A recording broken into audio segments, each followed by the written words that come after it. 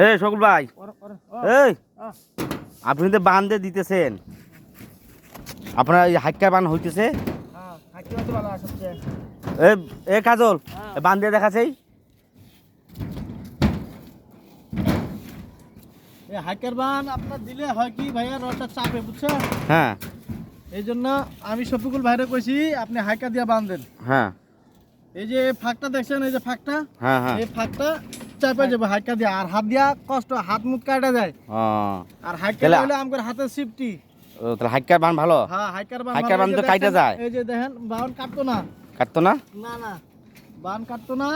আচ্ছা, দিয়া দেখাছে হাইক্কার বান কেমনে দেওয়া লাগে? দে বান দিয়া দেখা। এই যে দেখছেন, হ্যাঁ, এই দেখছেন, আচ্ছা, এটা আপনার আপনি হাতে বুঝতে পারবেন। এই দেখছেন বানটা মজবুত হয়ে গেছে, কোনো আপনারা ফাঁক টাক নাই। আপনারা আচ্ছা কমেন্টে জানাবো, বুঝছো, বান হাইক্কার বান ভালো না হাতের বান ভালো, ঠিক আছে? কমেন্টে জানাবেন সবাই, হাইক্কার বান ভালো না হাতের বান ভালো।